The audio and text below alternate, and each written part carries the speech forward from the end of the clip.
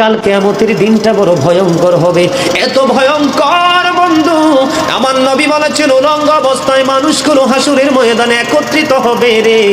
ও বন্ধু, প্রত্যেকের কবর থেকে ওই হাসুরের ময়দানটা কমপক্ষে 50,000 বছরের রাস্তা হবে রে বন্ধু। এই জন্য নবী যখন মেরাজের রজনীতে বোরাক দেখেছিল, আমার নবীকে আল্লাহ দাওয়াত দিয়েছে, বোরাক দেখে আমার নবী এত ক্রন্দন করেছিল, মনে হয়েছিল যেন আমার নবীর চক্ষু মুবারক দুইটা ঝর্ণা হয়ে গেছে। রে যুবক, কাল কিয়ামতের দিন ঘাম এত ঘামবে রে, কেউ মাজা পর্যন্ত, কেউ নাভি পর্যন্ত, কেউ বা আবার পুরো শরীর বন্ধু ঘামের নিচে ডুবে থাকবে, আবার মাথার মগজ টকবক টকবক করে উতরাইতে থাকবে রে।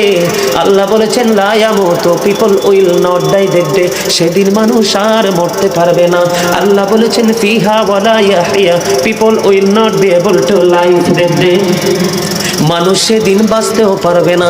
আমার আল্লাহ বলেছেন অমাহুম আনহা বিগাইবিন, people will not be able to escape that day, সেদিন মানুষ সেখান থেকে পালিয়ে যেতেও পারবো না।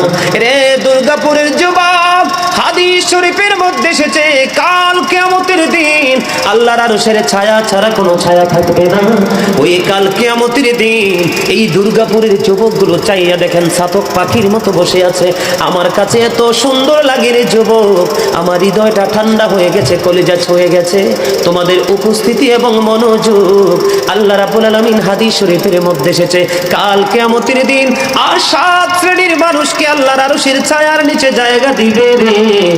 এর মধ্যে বিশাল একটা টিম থাকবে পৃথিবীর যুবকেরা। জোরে জোরে সুবহানাল্লাহ।